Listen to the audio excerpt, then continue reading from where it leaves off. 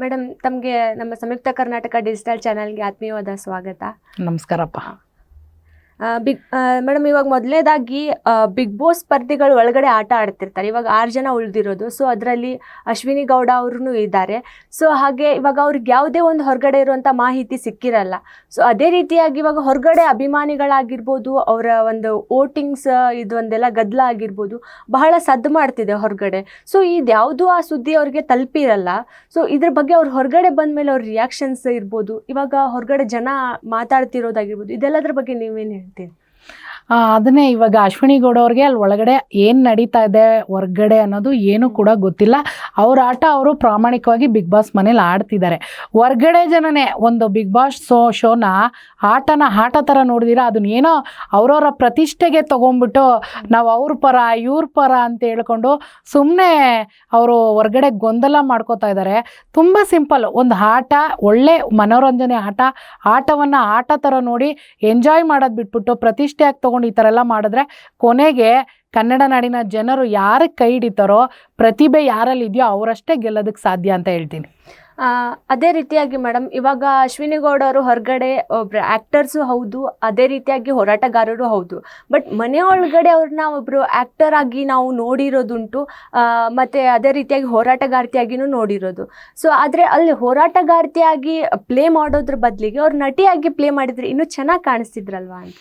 ನೋಡಿ, ಇವತ್ತು ಹೋರಾಟದ ಜೀವನಕ್ಕೆ ಯಾರು ಬರೋದಕ್ಕೆ ಅಷ್ಟು ಸುಲಭವಾಗಿ ಒಪ್ಕೊಳ್ಳಲ್ಲ. ಅದರಲ್ಲೂ ಈ ನಟಿಯರು, ಒಂದೆರಡು ಚಲನಚಿತ್ರದಲ್ಲಿ ನಟನೆ ಮಾಡಿರೋರು ಯಾರು ಅಷ್ಟು ಬ್ಯುಸಿ ಇರ್ತಾರೆ, ಅವರು ಯಾರು ಕೂಡ ಬರಲ್ಲ. ಆದರೆ ನಮ್ಮ ಅಶ್ವಿನಿ ಗೌಡರು ನಟಿ ಜೊತೆಗೆ, ಚಲನಚಿತ್ರ ನಟಿ ಜೊತೆಗೆ ಹೋರಾಟದ ಜೀವನವನ್ನು ಆಯ್ಕೆ ಮಾಡ್ಕೊಂಡ್ರಲ್ಲ, ನಿಜಕ್ಕೂ ಅದನ್ನು ನಾವೆಲ್ಲರೂ ಹೆಮ್ಮೆ ಪಡಬೇಕು.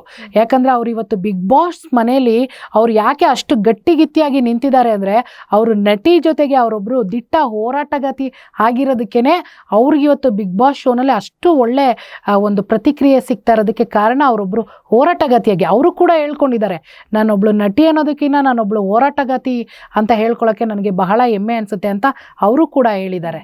ಮೇಡಮ್, ಹಾಗೆ ಇವಾಗ ಅವ್ರನ್ನ ನೀವು ಹೊರಗಡೆ ನೋಡಿರೋದಾಗಿರ್ಬೋದು, ಇವಾಗ ಬಿಗ್ ಬಾಸ್ ಮನೆ ಒಳಗಡೆ ಅವರ ಇಬ್ಬರು ಅಲ್ಲಿರೋವಂಥ ವ್ಯಕ್ತಿತ್ವ ಆಗಿರ್ಬೋದು, ಅವರ ಬದಲಾವಣೆ ಆಗಿರ್ಬೋದು, ಇದಕ್ಕೆ ನೀವೇನು ಹೇಳ್ತೀರಾ? ಅಂದರೆ ಅವರ ಚೇಂಜಸ್ ಅಲ್ಲಿ ತುಂಬ ಕಿರ್ಚಾಡ್ತಾರೆ ಅಥವಾ ಸಣ್ಣದಕ್ಕೂ ಟ್ರಿಗರ್ ಆಗ್ತಾರೆ, ಪ್ರತಿಯೊಂದು ಮಾತಿಗೂ ಅದನ್ನು ಇನ್ನೊಂದು ಥರ ಏನೋ ತಿಳ್ಕೊಂಡು ಫುಲ್ ಅವರ ವ್ಯಕ್ತಿತ್ವಕ್ಕೆ ಏನೋ ನೋವಾಗುತ್ತೇನೋ ಅನ್ನೋ ರೀತಿಯಾಗಿ ರಿಯಾಕ್ಟ್ ಮಾಡ್ತಿರ್ತಾರೆ. ಅದು ಸರಿ ಅನಿಸುತ್ತಾ? ಅಂದರೆ ನಾವು ಅಶ್ವಿನಿ ಗೌಡ ಅವ್ರನ್ನ ಕಳೆದ 20 ವರ್ಷಗಳಿಂದ ನಮ್ಮ ಹೋರಾಟದ ಜೀವನದಲ್ಲಿ ನಾವು ನೋಡ್ಕೊಂಬಂದಿದ್ದೀವಿ. ಅಶ್ವಿನಿ ಅವರ ವ್ಯಕ್ತಿತ್ವ ಬಹಳ ಸೌಮ್ಯ ಸ್ವಭಾವ, ಎಂಥವ್ರನ್ನೇ ಆದರೂ ಕೂಡ ಅವರು ಬಹಳ ಪ್ರೀತಿಯಿಂದ ಮಾತಾಡ್ಸೋಂಥದ್ದಾಗಿರ್ಬೋದು. ಆದರೆ ಅವರು ಬಿಗ್ ಬಾಸ್ ಮನೆಗೆ ಹೋದಂಥ ಸಂದರ್ಭದಲ್ಲಿ ಪ್ರಾರಂಭಿಕವಾಗಿ ಅವರು ಆ ರೀತಿ ಅವರು ನಡ್ಕೋತಿದ್ದಾರೆ ಅಂದರೆ ಅವ್ರದ್ದು ಒಂದು ಆಟದ ಸ್ಟ್ರಾಟರ್ಜಿ ಇರ್ಬೋದು. ಯಾಕಂದರೆ ಆ ಬಿಗ್ ಬಾಸ್ ಮನೇಲಿ ಏನಾಗುತ್ತೆ ಯಾರು ಗೊತ್ತಪ್ಪ, ನಮಗಂತೂ ಗೊತ್ತಿಲ್ಲ. ದಿನದ 24 ಗಂಟೆಯಲ್ಲಿ ಅವ್ರಿಗೆ ಏನೇನು ಟಾಸ್ಕ್ ಕೊಟ್ಟಿರ್ತಾರೋ, ಅವ್ರಿಗೆ ಏನೇನು ಹೇಳಿಕೆಗಳು ಬಂದಿರುತ್ತೋ ನಮಗೆ ಗೊತ್ತಿಲ್ಲ. ಆದರೆ ನನಗೆ ಗೊತ್ತಿರೋ ಪ್ರಕಾರವಾಗಿ ಸ್ಟಾರ್ಟಿಂಗಲ್ಲಿ ಪ್ರಾರಂಭಿಕವಾಗಿ ಅಶ್ವಿನಿ ಗೌಡ ಅವರು ಅದನ್ನು ಸ್ಟ್ರಾಟರ್ಜಿಯಾಗಿ ಬಳಸಿದ್ದಾರೆ. ಆಟಕ್ಕೆ ಅವ್ರದ್ದೊಂದು ಸ್ಟ್ರಾಟರ್ಜಿ ಆಗಿದೆ. 2ನೇ ವರ್ಷನ್ ಇತ್ತಲ್ಲ ನಮ್ಮ ಅಶ್ವಿನಿ ಗೌಡ ಅವ್ರದ್ದು, ಅದೇ ಅವರ ನಿಜವಾದ ವ್ಯಕ್ತಿತ್ವ. ಅವರ ಅಷ್ಟೇ ಸೌಮ್ಯ ಸ್ವಭಾವ, ತಾಯಿ ಪ್ರೀತಿ, ಒಂದು ಮಮಕಾರದಿಂದ ಎಲ್ಲರನ್ನೂ ಮಾತಾಡಿಸುವಂಥ ಮಾತೃ ಹೃದಯಿ ಅಶ್ವಿನಿ ಗೌಡ ಅವರು. ಇದೆಲ್ಲವನ್ನ ನೋಡ್ತಾ ಹೋದರೆ ಇವಾಗ ನಾಳೆನೇ ಫೈನಲ್ ಯಾರಂತ ಗೊತ್ತಾಗುತ್ತೆ, ಅಂದರೆ ಕಪ್ ಗೆಲ್ಲೋದು ಯಾರು ಅಂತ ಹೇಳಿ. ಸೊ ಇವಾಗ ಅಶ್ವಿನಿ ಗೌಡ ಅವರು ಗೆಲ್ಲೋದು ಎಷ್ಟು ಇಂಪಾರ್ಟೆಂಟ್ ಅಂತ? ಖಂಡಿತವಾಗಿಯೂ ಅಶ್ವಿನಿ ಗೌಡ ಅವರು ತುಂಬಾ ಮುಖ್ಯ, ಅವರು ಗೆಲ್ಲೋದು. ಯಾಕಂದರೆ ಒಬ್ಬ ಹೋರಾಟಗಾತಿ ಗೆಲ್ಲಬೇಕು ಯಾವುದೇ, ಯಾಕಂದರೆ ಅವರು ಆ ಬಿಗ್ ಬಾಸ್ ಮನೆಯಲ್ಲಿ ಬಹಳ ನೀಟಾಗಿ ಪ್ರಾಮಾಣಿಕವಾಗಿ ಜೀವಿಸಿದ್ದಾರೆ. ಎಲ್ಲ ಆಟಗಳಾಗಿರ್ಬೋದು, ಆ ಮನೆಗೆ ಯಾವ ವ್ಯಕ್ತಿತ್ವ ಬೇಕೋ ಆ ವ್ಯಕ್ತಿತ್ವದ ರೀತಿಯಲ್ಲಿ ಜೀವಿಸಿದ್ದಾರೆ. ಜೊತೆಗೆ ಅವರೊಬ್ಬರು ಹೋರಾಟಗಾತಿ, ಒಬ್ಬ ಹೋರಾಟಗಾತಿ ಬಿಗ್ ಬಾಸ್ ಮನೆಯಲ್ಲಿ ಗೆದ್ದು ಅವ್ರು ಹೊರಗಡೆ ಬಂದಾಗ ಸಾಕಷ್ಟು ಹೆಣ್ಣುಮಕ್ಕಳಿಗೆ, ಸಮಾಜದಲ್ಲಿರುವ ಅನೇಕರಿಗೆ ಅವರು ಮಾದರಿಯಾಗಿ ನಿಂತ್ಕೋತಾರೆ. ಜೊತೆಗೆ ನಾಳೆ ಏನಾದ್ರು ನಮ್ಮ ನಾಡು ನುಡಿ ನೆಲ ಜಲ ಭಾಷೆಗೆ ಏನಾದ್ರು ಕುತ್ತು ಬಂದಾಗ ಅಷ್ಟೇ ದಿಟ್ಟತನದಲ್ಲಿ ಮುಂಚೂಣಿಯಲ್ಲಿ ನಿಂತು ಹೋರಾಟ ಮಾಡುವ ದಿಟ್ಟ ವೀರವನಿತೆ. ಹಾಗಾಗಿ ಅಶ್ವಿನಿ ಗೌಡ ಅವರು ಬಿಗ್ ಬಾಸ್ ಗೆಲ್ಲೋದು ಬಹಳ ಪ್ರಮುಖ ಪಾತ್ರ ವಹಿಸುತ್ತೆ.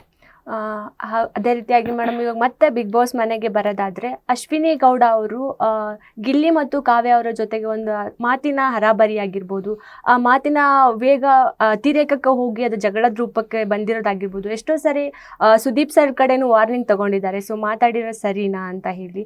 ಸೊ ಈ ಎಲ್ಲ ಮಾತುಗಳಿಂದ ಅವರು ನೇರವಾಗಿ ಗಿಲ್ಲಿ ಮತ್ತು ಕಾವ್ಯನ ಟಾರ್ಗೆಟ್ ಮಾಡಿದ್ರ, ಅಥವಾ ಗಿಲ್ಲಿಯವ್ರ ಮೊದಲೇನ ಗೊತ್ತಿತ್ತ ಅಶ್ವಿನಿ ಅವ್ರಿಗೆ ಈ ಥರ ಏನಾದರೂ ಫ್ಯಾನ್ ಫಾಲೋವಿಂಗ್ಸ್ ಜಾಸ್ತಿ ಇದೆ ಅಥವಾ ಹಿಂಗೇನಾದ್ರು? ಈಗ ಅಶ್ವಿನಿ ಗೌಡ ಅವ್ರು ಆ ರೀತಿ ರಿಯಾಕ್ಟ್ ಮಾಡಿದ್ರು ಅಂದರೆ ಅದಕ್ಕೆ ಕಾರಣ ಗಿಲ್ಲಿಯವರು ಅವ್ರಿಗೆ ಮಾಡ್ತಿದ್ದಂಥ ಕೌಂಟ್ರೆ. ಅವರೇನು ಕಡಿಮೆ ಅಂತೂ ಮಾಡಿಲ್ಲ, ಎಂಥವ್ರಿಗೆ ಕೂಡ ರೊಚ್ಚಿಗೆ ಎದ್ದೊಳ್ಬೇಕು.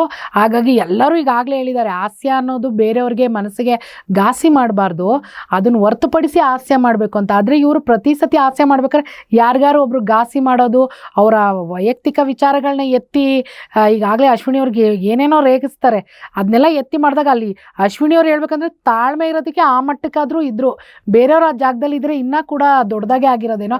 ಹಾಗಾಗಿ ಈ ಕಡೆಯಿಂದ ಯಾವ ರೀತಿ ಪ್ರತಿಕ್ರಿಯೆ ಹೋಗಿದೆಯೋ ಆ ಕಡೆಯಿಂದನೂ ಕೂಡ ಅದೇ ರೀತಿ ಪ್ರತಿಕ್ರಿಯೆ ಬಂದಿದೆ.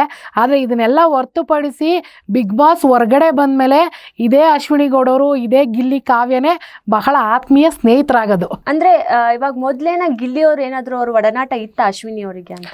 ಇತ್ತೇನೋ ಅದು ನಮಗೆ ಗೊತ್ತಿಲ್ಲ, ಅವರೇ ಹೇಳಿದ್ದಾರೆ ಒಂದು 2-3 ಕಡೆ ನೋಡಿದ್ದೀನಿ ಗಿಲ್ಲಿನ ಅಂತ. ಬಟ್ ಅಷ್ಟು ಎಷ್ಟು ಮಟ್ಟಿಗೆ ಒಡನಾಟ ಇತ್ತೋ ಗೊತ್ತಿಲ್ಲ. ಆದರೆ ಬಿಗ್ ಬಾಸ್ ಮನೆಗೆ ಹೋದ್ಮೇಲೆ ಮಾತ್ರ ಇವರ ಕೌಂಟ್ರಿಗೆ ಆ ಕಡೆಯಿಂದ ಕೌಂಟ್ರು ಬರ್ತಾ ಇದ್ದಿದ್ದು ಜನರಿಗೆ ಒಳ್ಳೆ ಮನೋರಂಜನೆ ಅಂತೂ ಕೊಟ್ಟಿದೆ. ಇವರಿಬ್ಬರಿಂದನೇ ಹೇಳ್ಬೇಕಂದ್ರೆ ಬಿಗ್ ಬಾಸ್ ಶೋ ಇವತ್ತು Bigg Boss number 1 TRP number 1 ನಿಂತಿದೆ ಅಂದರೆ ಅದಕ್ಕೆ ಮುಖ್ಯ ಕಾರಣ ಅಶ್ವಿನಿ ಗೌಡ್ರು ಮತ್ತು ಜೊತೆ ಗಿಲ್ಲಿ ಕೂಡ.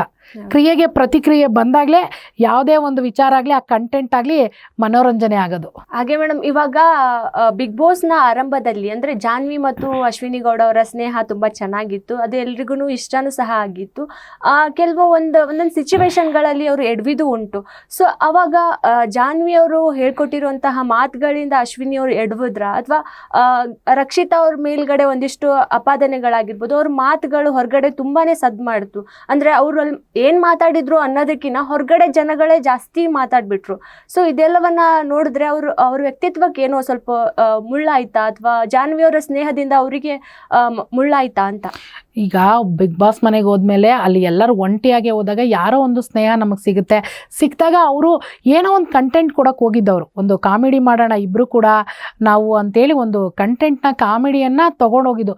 ಅದು ಹೋಗ್ತಾ ಹೋಗ್ತಾ ತುಂಬ ಅದು ಬೇರೆ ದಿಕ್ಕನ್ನೇ ಪಡ್ಕೊಳ್ತು. ಯಾಕಂದರೆ ನಾನು ಅದನ್ನೇ ಹೇಳೋದು, ಬಿಗ್ ಬಾಸ್ ಮನೇಲಿ ನಾವು ಅಂದ್ಕೊಂಡಂಗೆ ಅಲ್ಲಿ ಯಾರೂ ಇರೋಕ್ಕಾಗಲ್ಲ. ಅಲ್ಲಿ ಬಿಗ್ ಬಾಸ್ ಏನು ನಡೆಸ್ತಾ ಇರ್ತಾರೋ ಅದೇ ಅಷ್ಟೇ ಇರೋಕ್ಕಾಗೋದು. ಇವರೊಂದು ಮನೋರಂಜನೆ ಕೊಡೋಕೆ ಹೋದ್ರು ಜನಕ್ಕೆ, ಅದು ಹೋಗ್ತಾ ಹೋಗ್ತಾ ಮಾತಿಗೆ ಮಾತು, ಆ ಕಡೆಯಿಂದ ಒಂದು ಮಾತು ಈ ಕಡೆಯಿಂದ ಒಂದು ಮಾತು ಬಂದಾಗ ಅದು ಬೇರೆ ರೀತಿ ದಿಕ್ಕನ್ನು ತಗೊಂತು. ಆದರೆ ಅದರಿಂದ ಹೊರ್ಗಡೆ ಅಶ್ವಿನಿಯವರು ನೆಗೆಟಿವ್ ಆಗಿ ಗೋಚರಿಸಿದ್ರು ಕೂಡ ತಕ್ಷಣ ನಮ್ಮ ಕಡೆಯಿಂದ ತಪ್ಪಾಗ್ತಿದೆ ಅಂತ ಅಂದ್ಕೊಂಡು ಅದನ್ನು ತಿದ್ದಿದ್ರಲ್ಲ, ಅದನ್ನು ತಿದ್ಕೊಂಡ್ರಲ್ಲ, ತಕ್ಷಣ ಈ ತಪ್ಪು ನನ್ನ ಕಡೆಯಿಂದ ಮತ್ತೆ ಆಗಬಾರ್ದು ಅಂತ ಅದನ್ನು ಬದಲಿಸ್ಕೊಂಡು ಆಟದ ದಿಕ್ಕನ್ನೇ ಬದಲಾಯಿಸಿದ್ರಲ್ಲ, ಅದನ್ನು ಜನ ಮೆಚ್ಕೋಬೇಕು. ಯಾಕಂದರೆ ಅವ್ರಿಗೆ ಅಲ್ಲಿ ಹೆಂಗೆ ಕಾಣಿಸ್ತಿರ್ತಾರೆ ಅನ್ನೋದು ಮುಖ್ಯ ಆಗಲ್ಲ. ನಮ್ಮ ಕಡೆಯಿಂದ ಏನೋ ಒಂದು ತಪ್ಪಾಯಿತು ಹೌದು ಅಂತೇಳಿ ಅವರು ಆ ವಿಚಾರಕ್ಕೆ ರಕ್ಷಿತಾ ಅವ್ರನ್ನ ಕ್ಷಮೆ ಕೇಳಿದ್ದು ಉಂಟು, ಆಯಿತಾ. ಸುದೀಪ್ ಅವ್ರು ಹೇಳಿದಾಗ ಅದಕ್ಕೆ ಅವರು ಕ್ಷಮೆ ಕೇಳಿದ್ದು ಉಂಟು. ಆ ಕ್ಷಮೆ ಕೇಳೋದು ದೊಡ್ಡದಲ್ಲ, ಆ ತಪ್ಪನ್ನು ಮತ್ತೆ ಆಗದಂಗೆ ನಡ್ಕೊಂಡ್ರಲ್ಲ ಅದು ನಿಜವಾದ ವ್ಯಕ್ತಿತ್ವದ ಆಟ. ಇದೇ ಒಂದು ಮಾತಿನ ಒಂದು ಮಾತಾಡುವಾಗನ ಹೇಳ್ತಾರವರು ಎಸ್ ಕ್ಯಾಟಗರಿ ಅವಳು ಅಂತ ಹೇಳಿ. ಸೊ ಈ ಎಸ್ ಕ್ಯಾಟಗರಿ ಅನ್ನೋದು ಹೊರಗಡೆನೆ ಭಾಳ ಅರ್ಥನ ತಗೊಂಡ್ಬಿಡ್ತು. ಸೊ ಈ ಎಸ್ ಕ್ಯಾಟಗರಿ ಅವ್ರು ಯಾವ ರೀತಿಯಾಗಿ ಹೇಳಿರ್ಬೋದು ಅಂತ ಇವಾಗ ಅದನ್ನ ಸುದೀಪ್ ಸರು ಕೂಡ ಎಲ್ಲ ಕಡೆ ಹೇಳಿದ್ದಾರೆ. ಈಗ ಅವರು ಎಸ್ ಕ್ಯಾಟಗರಿ ಅಂತ ಯಾವ ರೀತಿ ಹೇಳಿದ್ರು ಅದನ್ನ ಅವ್ರು ಬಂದಾಗಲೇ ಕೇಳಬೇಕು. ಅದಕ್ಕೊಂದು ಉದಾಹರಣೆ ಹೇಳೋದಾದ್ರೆ ಟೀಗಾಂಚಲಿ ಅಂತ ಧ್ರುವ ಅಂತ ಹೇಳ್ತಾರೆ. ಸುದೀಪ್ ಅವರು ಅದೇ ಪಂಚಾಯತಿಯಲ್ಲಿ ಕೇಳಿದಾಗ ಅವರು ತಲೆಗಾಂಚಲಿ ಅಂತಾರೆ. ಹಾಗೆ ಅಶ್ವಿನಿ ಅವರು ಎಸ್ ಕ್ಯಾಟಗರಿ ಅನ್ನೋದನ್ನ ಅವರು ಯಾವ ಅರ್ಥದಲ್ಲಿ ಹೇಳಿದಾರೋ ಅದು ಹೊರ್ಗಡೆ ಅವ್ರು ಬಂದಾಗಲೇ ಗೊತ್ತಾಗೋದು. ಯಾಕಂದ್ರೆ ನಾವ್ಯಾಕೆ ಅದನ್ನ ನೆಗೆಟಿವ್ ಆಗಿ ಯೋಚನೆ ಮಾಡಬೇಕು? ಜನ ಅದಕ್ಕೆ ಸಾಕಷ್ಟು ಬಣ್ಣಗಳನ್ನ ಕೊಟ್ಬಿಟ್ರು, ಹಿಂಗೆ ಹಂಗೆ ಅಂತ. ಯಾಕೆ ಅದು ಎಸ್ ಅಂದ್ರೆ ಸಿಲ್ಲಿ ಇರ್ಬೋದು, ಸಿಂಪಲ್ ಇರ್ಬೋದು, ಹೀಗೆ ಅವರು ಮನೋಭಾವ ಹೇಗಿರುತ್ತೋ ಆ ಥರ ಯೋಚನೆ ಮಾಡ್ತಾರೆ. ಬಟ್ ಅಶ್ವಿನಿ ಅವರು ಆ ಮಟ್ಟಕ್ಕೆ ಯಾವತ್ತೂ ಅವರು ಮಾತಾಡಿರಲ್ಲ. ಅದರ ಅರ್ಥ ಬಹಳ ಸಾಧಾರಣವೇ ಆಗಿರುತ್ತೆ. ಅವ್ರು ಹೊರಗಡೆ ಬಂದಾಗ ನಿಮ್ಗೆ ಅದಕ್ಕೂ ಕೂಡ ಉತ್ತರ ಸಿಗುತ್ತೆ. ಅದೇ ಮನೆ ಒಳಗಡೆ ಸ್ಪರ್ಧಿಗಳೊಂದಿಗೆ ಮಾತಾಡುವಾಗ ಏಕವಚನದಲ್ಲಿ ಮಾತಾಡಬೇಡಿ ಅಂತ ಹೇಳ್ತಾರೆ. ಬಟ್ ಇವರು ಒಬ್ರು ಹೋರಾಟಗಾರ್ತಿ ಆಗಿದ್ದು ಅವರ ತಾಳ್ಮೆ ಎಷ್ಟು ಇಂಪಾರ್ಟೆಂಟ್ ಅಂತ ಹೇಳೋರಿಗೆ ಗೊತ್ತಿರುತ್ತೆ. ಸೊ ಅವರು ಏಕವಚನದಲ್ಲಿ ಮಾತಾಡಿದಾಗ ಅವ್ರ ವ್ಯಕ್ತಿತ್ವ ಏನು ಅಂತ ಗೊತ್ತಾಗ್ತಿರುತ್ತೆ. ಬಟ್ ಇವ್ರು ಏನಕ್ಕೆ ಅದನ್ನ ಬಹಳಷ್ಟು ಟ್ರಿಗರ್ ಆಗಿ ಅವ್ರಿಗೆ ಟ್ರಿಗರ್ ಆಗಿ ತಗೊಂಡ್ರು ಅಂತ. ಇವಾಗ ಏಕವಚನ ಬಳಸಬೇಡಿ ಅಂತ ಹೇಳಿ ಮತ್ತೊಬ್ಬರಿಗೆ ಹೇಳುವಾಗ ಇವರು ಸಹ ಮಾತಾಡಬಾರ್ದು. ಅವ್ರು ಮಾತಾಡಿದಾಗ ಇವರು ಸಡನ್ ಆಗಿ ಆ ಪದಗಳನ್ನು ಬಳಸ್ತಾರೆ. ಸೊ ಇವರು ಹೇಳಿದ್ದಕ್ಕೂ ಅವ್ರು ನಡ್ಕೊಳ್ಳೋದಕ್ಕೂ ಒಂದಕ್ಕೊಂದು ಸಂಬಂಧನೇ ಇಲ್ಲ ಅಂತ ಹೊರಗಡೆ ಅನಿಸಿರುತ್ತೆ. ಸೊ ಇದ್ರ ಬಗ್ಗೆ ನೀವು ಈಗ ಆ ವಿಚಾರ ಬಗ್ಗೆ ಸುದೀಪ್ ಸರ್ ಹೇಳಿದ್ರು, ಈ ಸೀಸನ್ ಅಲ್ಲೇನೆ ಏಕವಚನಗಳು ಬಹಳ ಲೀಲಾಜಾಲವಾಗಿ ನಡೆದೋಗಿರೋದು. ಯಾಕಂದ್ರೆ ಅದಕ್ಕೆ ಬಿಗ್ ಬಾಸ್ ಅವರು ಏನು ಕೂಡ ಕ್ರಮನೂ ತಗೊಳಕ್ಕಾಗ್ತಿಲ್ಲ. ಯಾಕಂದ್ರೆ ಈಗ ಫ್ರೆಂಡ್ಶಿಪ್ ಅಲ್ಲಿ ಇದ್ದಾಗ ನೋಡಪ್ಪ ಎಲ್ಲ ಹೋಗೇ ಬಾರೆ ಹೋಗೋ ಬಾರೋ ಅಂತ ಚೆನ್ನಾಗಿರುತ್ತೆ. ಅದೇ ಅವರು ಮನಸ್ಥಿತಿ ಬೇರೆ ಆದಾಗ, ಅವ್ರ ಕೋಪದಲ್ಲಿದ್ದಾಗ ಅದೇ ಹೋಗೇ ಬಾರೆ ಅಂದಾಗ ಅದು ಟ್ರಿಗರ್ ಆಗಿ ಕೇಳಿಸ್ತಾ ಇರುತ್ತೆ. ಈಗ ಅಶ್ವಿನಿ ಗೌಡ ಅವ್ರಿಗೆ ಈ ಮನೆಯವರೇ ಬಹಳ ಪ್ರಾಮುಖ್ಯತೆ ಕೊಟ್ಟಿದಂಥದ್ದು. ಓ ರಾಜ ಮತ್ತೆ ಅಶ್ವಿನಿ ಮೇಡಮ್ ಅಂತ ಕರಿತಿದ್ರು. ಈಗ ಅಶ್ವಿನಿ ಮೇಡಮ್ ಅಂತ ಕರೆದಿದ ತಕ್ಷಣ ಯಾವ್ದೋ ಒಂದು ಮನಸ್ತಾಪ ಆದಾಗ ಅಶ್ವಿನಿ ಅಂದ್ರೆ ಅದು ಎಂತವನ್ಗೂ ಕೂಡ ಇದು ಮನೆಯವ್ರದೇ ತಪ್ಪು. ಅವರೇ ಅಶ್ವಿನಿ ಅವ್ರಿಗೆ ಅಷ್ಟು ಗೌರವ ಅದನ್ನೆಲ್ಲ ಕೊಟ್ರು ಆಯ್ತಾ. ಮನೆಯಲ್ಲಿ ಇವರೊಬ್ರು ವಿಚಾರವಂತರು ಒಳ್ಳೆ ದೊಡ್ಡವರು ಅಂತ ಇವರೇ ಕೊಟ್ಟು ತಕ್ಷಣ ಚಿಕ್ಕವರು ಅಶ್ವಿನಿ ಅಂದಾಗ ಅದು ಎಂತವ್ರಿಗೂ ಟ್ರಿಗರ್ ಆಗುತ್ತೆ. ಹಾಗಾಗಿ ಅಶ್ವಿನಿ ಅವರು ಅಲ್ಲಿ ಆ ರೀತಿ ನಡ್ಕೊಂಡಿದ್ದು. ಅದೇ ಅವ್ರು ಯಾರಿಗೂ ಆ ಥರ ಫಸ್ಟಿಂದನೇ ಗೌರವ ಇಲ್ಲ, ಹೆಸರಿಡ್ದೆ ಎಲ್ಲರಿಗೂ ಗಿಲ್ಲಿ ಕಾವ್ಯ ಅಂತ ಕರಿತಾ ಇದ್ರು. ಅದು ಅವ್ರ ಮೇಲೆ ಅಷ್ಟು ಇಂಪ್ಯಾಕ್ಟ್ ಆಗ್ಲಿಲ್ಲ. ಅಶ್ವಿನಿ ಮೇಡಮ್ ಅಂತಿದ್ದವ್ರು ಯಾವಾಗ ಅಶ್ವಿನಿ ಅಂದ್ರೋ ಅದು ಅಶ್ವಿನಿ ಮೇಡಮ್ ಮೇಲೆ ಇಂಪ್ಯಾಕ್ಟ್ ಆಗಿದ್ದು. ಇದನ್ನ ಜನ ಅರ್ಥ ಮಾಡ್ಕೋಬೇಕು. ಹೌದು, ಅಲ್ಲಿ ಆಟದ ಬರದೊಳಗಡೆ ಆಡೋ ರೀತಿಯೊಳಗೆ ಅವರು ಒಂದ್ ಮಾತು ಅಂತಿರ್ತಾರೆ. ಬಟ್ ಹೊರಗಡೆ ಜನ ಅದನ್ನ ಬೇರೆ ಬೇರೆ ರೀತಿ ಒಳಗಡೆ ತಿರ್ಗಿಸ್ಬಿಟ್ರು. ಅದನ್ನ ಗಿಲ್ಲಿ ಅವರಿಗೆ ಒಂದು ಕಿಚನ ಪಂಚಾಯತಿ ಒಳಗಡೆ ನಿಮಗೆ ಇಷ್ಟವಾದಂತ ಅಂದ್ರೆ ನಿಮ್ಗೆ ಇಂಪಾರ್ಟೆಂಟ್ ಇರುವಂತಹ ವಸ್ತುಗಳನ್ನ ಇಲ್ಲಿರೋ ಸ್ಪರ್ಧಿಗಳಿಗೆ ಕೊಡಿ ಅಂತ ಹೇಳಿರ್ತಾರೆ. ಸೊ ಅವಾಗ ಅಶ್ವಿನಿ ಗೌಡ ಅವರು ಗಿಲ್ಲಿ ಅವರಿಗೆ ಬಂದು ಒಂದು ಗೋಲ್ಡ್ ಹಾರ ಏನು ಅದನ್ನ ಕೊಟ್ಬಿಟ್ಟು ಅಮ್ಮನಿಗೆ ಕೊಡು ಅಂತ ಹೇಳ್ತಾರೆ. ಇದೊಂದು ಆಟದ ಗಿಮಿಕ್ ಅಥವಾ ನಿಜವಾದ ಎಮೋಷನ್ ಅಂತ? ಇಲ್ಲ, ಖಂಡಿತವಾಗಿ ಅದು ಎಮೋಷನ್ ಅಲ್ಲ. ಯಾಕಂದ್ರೆ ಅಶ್ವಿನಿ ಗೌಡ್ರು ಅವರ ತಂದೆ ತಾಯಿ ಬಂದಾಗ್ಲೂ ಕೂಡ ನೀವು ಅವ್ರನ್ನ ನೋಡಿರ್ಬೋದು. ಅವ್ರು ಎಷ್ಟು ಗಿಲ್ಲಿ ಮೇಲೆ ಏನೇ ಅಸಮಾಧಾನ ಇದ್ರು ಕೂಡ ಅವ್ರ ತಂದೆ ತಾಯಿ ಬಂದಾಗ ಅವ್ರು ಯಾವ ರೀತಿ ಅಲ್ಲಿ ವರ್ತಿಸಿದ್ರು ಅಂತ. ಯಾಕಂದ್ರೆ ಅಶ್ವಿನಿ ಅವ್ರ ವ್ಯಕ್ತಿತ್ವದೇ ಅದು. ಹಿರಿಯರಿಗೆ ತುಂಬಾನೇ ಅವರು ಗೌರವ ಕೊಡ್ತಾರೆ. ಅದನ್ನ ನಾವು ಕೂಡ ತುಂಬಾ ಹತ್ರದಿಂದ ನೋಡ್ಕೊಂಡು ಬಂದಿರೋದ್ರಿಂದ ಅದರಲ್ಲಿ ಯಾವುದೇ ರೀತಿ ಆಟದ ಗಿಮಿಕ್ ಅಂತೂ ಖಂಡಿತವಾಗಿಯೂ ಇಲ್ಲ. ಯಾಕಂದ್ರೆ ಆಟದ ಗಿಮಿಕ್ ಮಾಡ್ಬೇಕಂದ್ರೆ ಸಾಕಷ್ಟು ವಿಚಾರಗಳಿತ್ತು. ಇನ್ನು ಏನೇನ್ ಬೇಕಾದ್ರೂ ಅಶ್ವಿನಿ ಅವರು ಮಾಡ್ಬೋದಾಗಿತ್ತು. ಆದ್ರೆ ಅವರು ನೈಜವಾಗಿದ್ದಾರೆ. ನಿಜವಾಗಿ ಅವ್ರ ತಾಯಿ ಅಶ್ವಿನಿ ಅವ್ರಿಗೆ ಇಷ್ಟ ಆಗಿದ್ದಾರೆ. ಅಶ್ವಿನಿ ಅವ್ರ ತಾಯಿಗೂ ಅಷ್ಟೇ ಗಿಲ್ಲಿನೇ ಇಷ್ಟ ಆಗಿರೋದಲ್ವ. ಅವರೇ ಹೇಳಿದ್ದಾರೆ, ನನ್ನ ಮಗಳು ಇಲ್ಲ ಅಂದ್ರೆ ನನ್ನ ಒಟ್ಟು ನಿನಗೆ ಹಾಕಿರ್ತಿದ್ದೆ ಅಂತ. ಹಾಗಾಗಿ ಅಶ್ವಿನಿ ಅವರು ಅವ್ರ ತಂದೆ ತಾಯಿ ನೋಡಿದಾಗ ಅವ್ರು ಬಹಳ ಇಷ್ಟಪಟ್ಟಿರ್ತಾರೆ.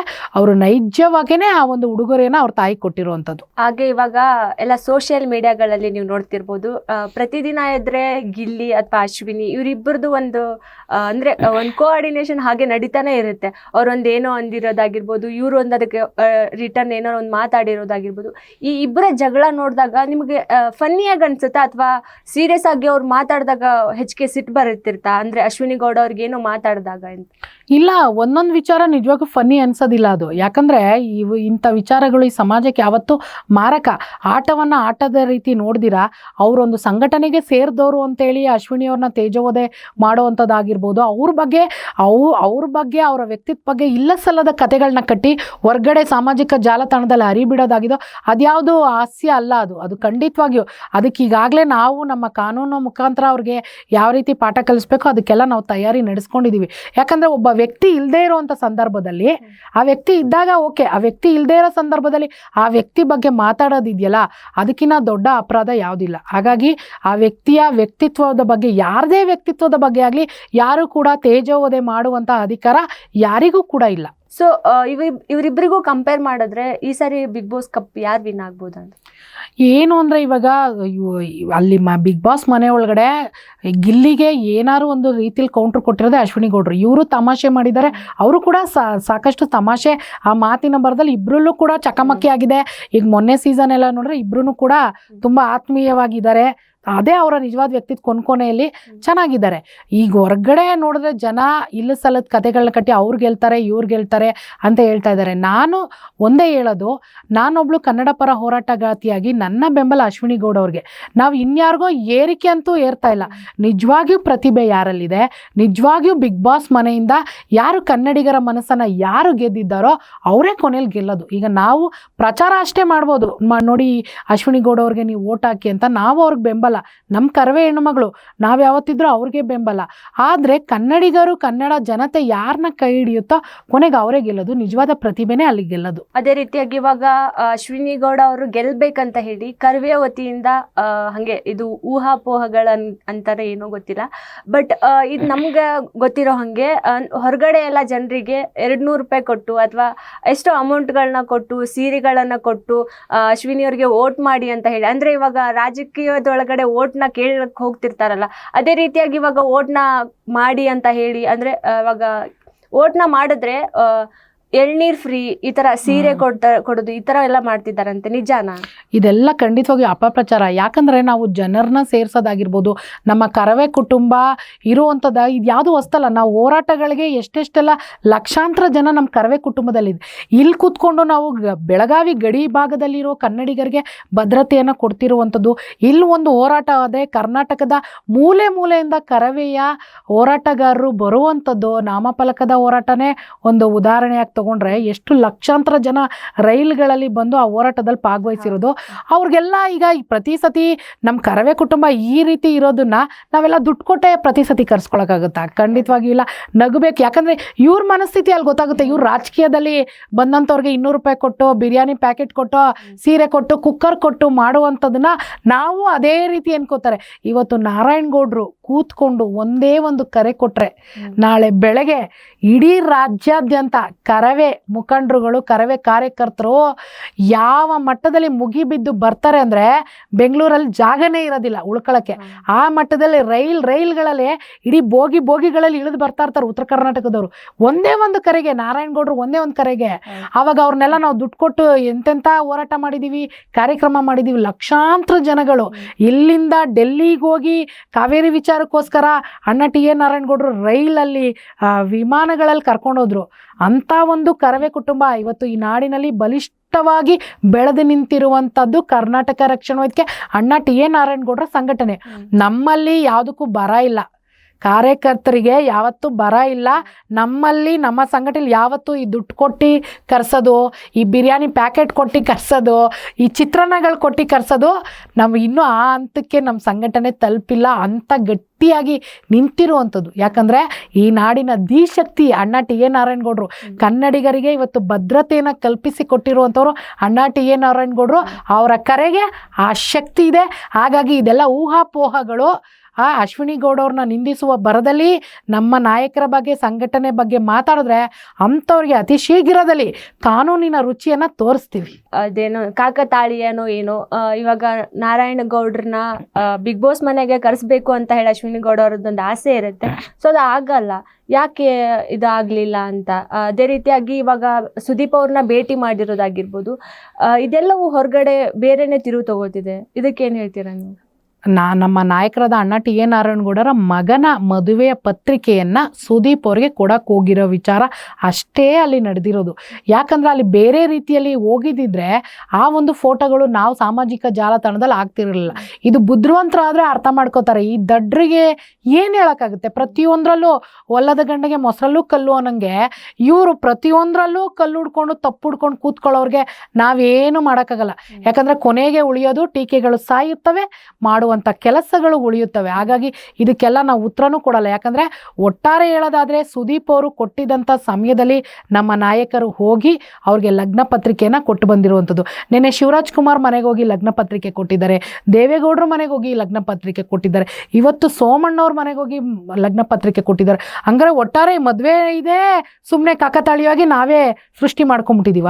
ಸೋಮವಾರದಿಂದ ಮದುವೆ ಕೆಲಸಗಳೆಲ್ಲ ನಡೆಯುತ್ತೆ. ಹಂಗಾಗಿ ನಮ್ಮ ನಾಯಕರು ಇಷ್ಟು ಒಂದು ಬ್ಯುಸಿ ಇರೋದು. ಇಲ್ಲ ಇಲ್ಲಾಂದರೆ ಇಂಥವ್ರಿಗೆ ಇಂಥ ಕಿಡಿಗೇಡಿಗಳಿಗೆ ಇನ್ನೂ ಬೇಗ ರೀತಿಯಲ್ಲಿ ಉತ್ತರ ಕೊಟ್ಟಿರೋರು. ಒಂದು ಮದುವೆ ಪತ್ರಿಕೆನ ಕೊಡೋಕೆ ಹೋಗಿರೋದಕ್ಕೆ ಅದಕ್ಕೆ ಬಣ್ಣ ಹಚ್ಚಿ ಮಾತಾಡ್ತಾರೆ ಅಂದರೆ ನಿಜಕ್ಕೂ ಇದಕ್ಕಿನ್ನ ಅಯೋಗ್ಯರು ಈ ನಾಡಿನಲ್ಲಿ ನಾವು ಇನ್ಯಾರನ್ನೂ ನೋಡೋಕ್ಕೆ ಸಾಧ್ಯನೇ ಇಲ್ಲ. ಮೇಡಮ್, ಇವಾಗ ಬಿಗ್ ಬಾಸ್ ಮನೆ ಒಳಗಡೆ ಅಂತ ಬಂದರೆ ರಘು ಮತ್ತು ಅಶ್ವಿನಿ ಅವ್ರದ್ದು ಒಂದು ಕಾಂಬಿನೇಷನ್ ಸಖತ್ತಾಗಿತ್ತು. ಸೊ ಅದು ಜನರಿಗೂ ಇಷ್ಟ ಆಗಿತ್ತು, ಒಂಥರ ಕ್ಯೂಟ್ ಪೇರ್ ಅಂತ ಹೇಳಿ. ಸೊ ಅವ್ರ ಜೋಡಿ ಹೊರಗಡೆ ಜನರಿಗೆ ಬಹಳನೇ ಇಷ್ಟ ಆಯಿತು. ನಿಮಗೇನು ಅನ್ಸುತ್ತೆ, ಇವರು ಒಬ್ಬರು ಹೋರಾಟಗಾರ್ತಿಯಾಗಿ ನಟಿಯಾಗಿ ಒಳಗಡೆ ಹೋದಾಗ ಅವ್ರಿಗೊಬ್ರು ಜೋಡಿಯಾಗಿ ಒಂದು ಪೇರ್ ಚೆನ್ನಾಗಿ ಕಂಡು ಬಂದಾಗ ನಿಮ್ಗೇನು ಅನ್ನಿಸ್ತಿತ್ತು? ಅದನ್ನೇ ರಘು ಅವರು ಹೇಳಿದ್ರಲ್ಲ, ನಾವು ಡ್ಯಾನ್ಸ್ ಮಾಡೋ ಜೋಡಿಗಳು ಕರ್ನಾಟಕ ಮೆಚ್ಚಿರುವಂಥ ಜೋಡಿ ಅಂತ. ಅದನ್ನೇ ನಾನಿದ್ದು ಅಶ್ವಿನಿ ಅವರು ಮನೆಯಲ್ಲಿ ಎಲ್ಲ ರೀತಿ ಜೀವಿಸಿದ್ದಾರೆ. ಅವರೊಬ್ರು ಕಲಾವಿದೆಯಾಗಿ ಕಲಾವಿದೆ ಏನು ತೋರಿಸ್ಬೇಕೋ ಅವರ ಕಲೆಯನ್ನು ಅದನ್ನು ತೋರಿಸಿದ್ದಾರೆ. ಒಬ್ಬ ಹೋರಾಟಗಾತಿಯಾಗಿ ಅವ್ರ ದನಿ ಎಲ್ಲಿ ಎತ್ತಬೇಕೋ ಅದನ್ನು ತೋರಿಸಿದ್ದಾರೆ. ನೋಡಿ, ಅದನ್ನೇ ಹೇಳೋದು, ಒಬ್ಬ ಕಲಾವಿದೆ ಜೊತೆಗೆ ಹೋರಾಟಗಾತಿಯಾಗಿ ಆ ಮನೆಯಲ್ಲಿ ಜೀವಿಸಿದ್ದಾರೆ. ಅವರ ಜೊತೆ ಡ್ಯಾನ್ಸ್ ಮಾಡ್ಬೇಕಾದ್ರೂ ಅಷ್ಟೇ ಸುದೀಪ್ ಸಾರೇ ಹೇಳಿದ್ದಾರೆ, ಅವರೇ ಹೊಗಳಿದ್ದಾರೆ. ನೋಡಿ ಯಾವ ರೀತಿ ಎಷ್ಟು ಚೆನ್ನಾಗಿ ಮನೋರಂಜನೆ ಕೊಡ್ತಾ ಇದ್ದಾರೆ ಅಂತ. ಡ್ಯಾನ್ಸ್ ಅಂದಿದ ತಕ್ಷಣ ಅವರು ಪಾಪ ಏನು ಹಿಂದೆ ಮುಂದೆ ಯೋಚನೆ ಮಾಡ್ದಿರಾ ಜನರಿಗೆ ಒಂದು ಎಂಟರ್ಟೈನ್ಮೆಂಟ್ ಬೇಕು ಅಂತೇಳಿ ಪಾಪ ಅವರು ರಘು ಅವ್ರ ಜೊತೆ ಡ್ಯಾನ್ಸ್ ಮಾಡಿದ್ದು ಇವತ್ತು ಇಡೀ ಕರ್ನಾಟಕ ಮೆಚ್ಚಿದೆ. ಗಿಲ್ಲಿ ಜೊತೆನೂ ಅಷ್ಟೇ ಅದ್ಭುತವಾಗಿ ಡ್ಯಾನ್ಸ್ ಆಡಿದ್ರು, ಅದು ಕೂಡ ಕರ್ನಾಟಕ ಮೆಚ್ಚಿದೆ. ಅತ್ತೆ ಮಗಳು ಅಂತ ರೇಗ್ಸೋದು ಬೇರೆ. ಅದನ್ನೇ ಎಲ್ಲ ರೀತಿಯಲ್ಲಿನೂ ಕೂಡ ಎಲ್ಲ ವರ್ಗಗಳಲ್ಲೂ ಕೂಡ ಅಶ್ವಿನಿ ಗೌಡ ಅವರು ಮನರಂಜನೆ ಕೊಡೋದ್ರ ಮುಖಾಂತರ ಬಿಗ್ ಬಾಸ್ ಮನೆಯಲ್ಲಿ ಪ್ರಾಮಾಣಿಕವಾಗಿ ಜೀವಿಸಿದ್ದಾರೆ. ಹಾಗೆ ಇವಾಗ ಸಡನ್ ಆಗಿ ಅಶ್ವಿನಿ ಗೌಡ ಅವರು ಒಂದು ಮೂವಿನ ರಘು ಜೊತೆಗೆ ಹೀರೋಯಿನ್ ಆಗಿ ರಘು ಹೀರೋ ಆಗಿ ಮಾಡಿದ್ರೆ ಎಷ್ಟು ಸೂಪರ್ ಹಿಟ್ ಆಗ್ಬೋದು. ಹೌದು, ಕನ್ನಡ ಜನತೆ ಮೆಚ್ಕೊಂಡಿದ್ದಾರೆ ಅಂದಮೇಲೆ ಅದು ಸೂಪರ್ ಹಿಟ್ಟೆ. ಬಂದಾದ್ಮೇಲೆ ಹೇಳೋಕ್ಕಾಗಲ್ಲ. ಇವತ್ತು ಬಿಗ್ ಬಾಸ್ ಮನೆಯಲ್ಲಿ ಇದ್ದಂಥವ್ರು ಎಲ್ಲರೂ ಈಚೆ ಬಂದಮೇಲೆ ಅವ್ರ ಜೀವನ ಶೈಲಿಯೇ ಬದಲಾಗ್ಬಿಟ್ಟಿದೆ ಆಯಿತಾ. ಇವಾಗ ಅಲ್ಲಿರೋ ಎಲ್ಲರೂ ಅಷ್ಟೇ, ಯಾಕಂದರೆ ಫೈನಲ್ಗೆ ಹೋದ್ಮೇಲೆ ಎಲ್ಲರೂ ಗೆದ್ದಂಗೆ. ನನಗೆ ಗೊತ್ತಿರೋಂಗೆ ಹೊರಗಡೆ ಬಂದಮೇಲೆ ಒಳ್ಳೊಳ್ಳೆ ಅವಕಾಶಗಳು ಸಿಗುತ್ತೆ. ಹಾಗಾಗಿ ಅದಾದರೂ ಆಗ್ಬೋದು, ರಘು ಅವ್ರ ಜೊತೆ ನಟನೆ ಮಾಡುವಂಥ ಅವಕಾಶವೂ ಸಿಗ್ಬೋದು. ಯಾವುದು ಕನ್ನಡ ಜನತೆಗೆ ಏನು ಇಷ್ಟ ಆಗುತ್ತೋ ಅದನ್ನ ಕನ್ನಡ ಜನತೆ ಕೈ ಹಿಡಿತಾರೆ ಅನ್ನೋದಂತೂ ಸತ್ಯ. ಹಾಗೆ ಮೇಡಮ್, ಈಗ ಅಶ್ವಿನಿ ಗೌಡ ಅಂತ ಬಂದರೆ ಅವರ ಪರ್ಸನಲ್ ಲೈಫ್ ಒಳಗಡೆ ಅವರು 5,000 ಸೀರೆಗಳು ಅಥವಾ 100 ವಾಚುಗಳಿಗೆ ಒಡತಿ ಅಂತೆ. ಸೊ ಅವ್ರಿಗೆ ಅಷ್ಟು ಕ್ರೇಜ್ ಇದೆ. ಹೌದು, ಒಬ್ಬ ಕಲಾವಿದ್ರ ಅಂದಮೇಲೆ ಅವ್ರಿಗೆ ಇದ್ದೇ ಇರುತ್ತೆ. ಯಾಕಂದರೆ ಅವರು ತುಂಬಾ ಒಂದು ಬ್ಯುಸಿ ಶೆಡ್ಯೂಲ್ಡಲ್ಲಂತೂ ಇದ್ದರು. ಅವರು ಏನು ಒಳ್ಳೆ ಧಾರಾವಾಹಿಗಳಲ್ಲಾಗಿರ್ಬೋದು, ಸಿನಿಮಾಗಳಲ್ಲಿ ನಟನೆ ಮಾಡ್ತಾಯಿದ್ರು. ಜೊತೆಗೆ ಅಷ್ಟೇ ಪ್ರಾಮುಖ್ಯತೆನ ಹೋರಾಟಕ್ಕೂ ಕೊಡ್ತಾಯಿದ್ರು. ಯಾವುದೇ ನಮ್ಮ ನಾಯಕರು ಒಂದು ಹೋರಾಟಕ್ಕೆ ಕರೆ ಕೊಟ್ಟಾಗ ಅವ್ರು ಯಾವತ್ತೂ ತಪ್ಪಿಸ್ಕೊಂಡಿದ್ದಿಲ್ಲ. ನಮ್ಮ ಸರಿಸಮನಾಗಿ ಕೂತವರು ಹೋರಾಟ ಮಾಡ್ತಿರೋ ಅಂಥ ಕಲಾವಿದೆಗೆ ಕ್ರೇಜ್ ಇದ್ದೇ ಇರುತ್ತಲ್ಲ. ಆಮೇಲೆ ಅವರು ಏನು ಅವ್ರಿಗೆ ಯಾವ ರೀತಿ ತೊಂದರೆ ಇಲ್ಲ, ಅವ್ರ ತಂದೆ ತಾಯಿ ಒಳ್ಳೆ ರೀತಿಯಲ್ಲಿ ಅವ್ರನ್ನ ಬೆಳೆಸಿರುವಂಥದ್ದು, ಒಳ್ಳೆ ಕುಟುಂಬದ ಹೆಣ್ಣುಮಗಳು. ಹಾಗಾಗಿ ಎಲ್ಲ ವಿಚಾರ ಅವ್ರಿಗೆ ಗೊತ್ತಿತ್ತು. ಜೊತೆಗೆ ಚಿತ್ರರಂಗದಲ್ಲಿ ಇರೋದ್ರಿಂದ ಅವ್ರಿಗೆ ಬಹಳ ಒಂದು ಒಳ್ಳೆ ರೀತಿಯಲ್ಲೇ ಅವೆಲ್ಲನೂ ಬಂದಿರುತ್ತೆ ಆಸಕ್ತಿ, ಸೀರೆ ಬಗ್ಗೆ ಎಲ್ಲ ಆಭರಣಗಳ ಬಗ್ಗೆ. ಅದೇ ರೀತಿಯೇ ಅವ್ರು ಇದ್ದರು. ಆದರೆ ಎಲ್ಲೂ ಕೂಡ ನನ್ನ ಹತ್ರ ಇದೆಲ್ಲ ಇದೆ ಅಂತ ಯಾವತ್ತೂ ತೋರಿಕೆ ಮಾಡ್ಕೊಂಡಂತಹ ವ್ಯಕ್ತಿತ್ವ ಅಂತೂ ಅಶ್ವಿನಿ ಗೌಡ ಅವ್ರದ್ದು ಅಲ್ವೇ ಅಲ್ಲ. ಇವಾಗ ಅಶ್ವಿನಿ ಗೌಡ ಅವರು ನಾಳೆ ಫೈನಲಿಗೆ ಯಾರು ಕಪ್ ಗೆಲ್ತಾರೆ ಅಥವಾ ಅಶ್ವಿನಿ ಗೌಡ ಅವರೇ ಕಪ್ ಗೆಲ್ತಾರಾ ಅಂತ ಹೇಳಿ ಕಾದು ನೋಡಬೇಕು. ಸೊ ಹಾಗೆ ಅಶ್ವಿನಿ ಗೌಡ ಅವರು ಕಪ್ ಎತ್ತದನ್ನ ನೋಡಕ್ಕೆ ನೀವೆಷ್ಟು ಎಕ್ಸೈಟ್ಮೆಂಟ್ ಆಗಿದ್ದೆ? ನಾವಂತೂ ಭಾಳ ಖುಷಿಯಾಗಿದ್ದೀವಿ. ಯಾಕಂದರೆ ನಾನು ಯಾವ ಬಿಗ್ ಬಾಸ್ ಶೋನು ಇಷ್ಟು ಆಸಕ್ತಿ ಒಂದು switch and of on and of ನೋಡ್ತಾ ಇದ್ವಿ. ಕೆಲವೊಂದು ಸತಿ ನೋಡ್ತಾ ಇರಲಿಲ್ಲ ಬ್ಯುಸಿ ಇದ್ದಾಗ. ಆದರೆ ಅಶ್ವಿನಿ ಗೌಡ ಅವರು ಬಿಗ್ ಬಾಸ್ಗೆ ಹೋದಾಗಿಂದನೂ ಅದರಲ್ಲಿ ಕೊನೆ ಹಂತದಲ್ಲಂತೂ ನಮಗೆ ಭಾಳ ಆಸಕ್ತಿಯಾಗಿ ಯಾವಾಗಪ್ಪ ನಾಳೆ ಆಗುತ್ತೆ, ಯಾವಾಗ ಅಶ್ವಿನಿ ಗೌಡರು ಗೆದ್ರು ಅಂತ ಕಪ್ಪೆತ್ಕೊಂಡು ನಿಲ್ತಾರೆ ಅನ್ನೋದು ಭಾಳ ಕಾತುರದಿಂದ ನಾವು ಕೂಡ ಕಾಯ್ತಾ ಇದ್ದೀವಿ. ಈ ಮುಖಾಂತರ ಅಶ್ವಿನಿ ಗೌಡ ಅವ್ರಿಗೆ ಕರವೇ ಕುಟುಂಬದ ವತಿಯಿಂದ ನಾವು ಒಂದು ಅಭಿನಂದನೆಗಳನ್ನ ಸಲ್ಲಿಸ್ತಾ ಇದ್ದೀವಿ. ಬೇಗ ಅಶ್ವಿನಿ ಗೌಡ ಮೇಡಮ್ ಅವರೇ ಬೇಗ ಬಿಗ್ ಬಾಸ್ ಕಪ್ ಗೆದ್ದು ಬರಲಿ ಅಂತ ನಾವು ಈ ಮೂಲಕ ಆಶಿಸ್ತಾ ಇದ್ದೀವಿ. ಬಿಗ್ ಬಾಸ್ ಮನೆಯಿಂದ ಹೊರಗಡೆ ಬಂದಮೇಲೆ ಅವ್ರ ಮೇಡಮ್ ಜೊತೆಗೆ ಏನಾದರೂ ನಿಮ್ದು ಪ್ಲಾನಿಂಗ್ಸ್ ಇದೆನಾ? ಅದು ಖಂಡಿತ ನಮ್ದು ಬೇರೆ ಥರ ಪ್ಲಾನಿಂಗ್ಸ್ ಇಲ್ಲ. ಹೋರಾಟ, ಈಗ ನಾವೊಬ್ರು ಹೋರಾಟಗಾರಿಯಾಗಿ ನಾಳೆ ಅವರು ಕೂಡ ಬಂದಿದ ತಕ್ಷಣನೇ ಮರುದಿನನೇ ಮತ್ತೆ ಯಾವ್ದಾದ್ರು ಕನ್ನಡ ಕುತ್ತು ಬಂದಾಗ ಹೋರಾಟಗಾರದೇನು ಹೇಳಿ ಕೆಲಸ, ಅದೇ ಹೋರಾಟ, ಅದೇ ನ್ಯಾಯಕ್ಕಾಗಿ ಪ್ರತಿಭಟನೆ ಮಾಡೋದು. ಹಾಗಾಗಿ ನಮ್ಮದು ಸಾಕಷ್ಟು ಹೋರಾಟಗಳಲ್ಲಿ ಇನ್ನೂ ಒಂದು ಗಟ್ಟಿಗಿತ್ತಿಯಾಗಿ ಅಶ್ವಿನಿ ಗೌಡ ಅವರ ನಾಯಕತ್ವದಲ್ಲಿ ಸಾಕಷ್ಟು ಹೋರಾಟಗಳು, ಮಹಿಳೆಯರು ಕೂಡ ಸೇರಿದಂತೆ ಸಾಕಷ್ಟು ಹೋರಾಟಗಳು ಮಾಡಬೇಕು ಅಂತ ನಮ್ಮ ನಾಯಕರು ಈಗಾಗಲೇ ತಯಾರಿ ನಡೆಸಿದ್ದಾರೆ. ಅದೆಲ್ಲ ಮುಂದಕ್ಕೂ ಕೂಡ ರಾಜ್ಯದ ಜನರು ನೋಡ್ಬೋದು. Madam, thank you. ಇಷ್ಟೊತ್ತು ನಮ್ಮ ಜೊತೆಗೆ ಕಾರ್ಯಕ್ರಮದಲ್ಲಿ ಭಾಗಿಯಾಗಿದ್ದಕ್ಕೆ ಥ್ಯಾಂಕ್ ಯು ಸೋ ಮಚ್. ನಿಮಗೂ ಕೂಡ ಎಲ್ಲರಿಗೂ ಒಳ್ಳೇದಾಗ್ಲಪ್ಪ. ತುಂಬ ಚೆನ್ನಾಗಿ ನಡೆಸ್ಕೊಡ್ರಿ. ಧನ್ಯವಾದಗಳು.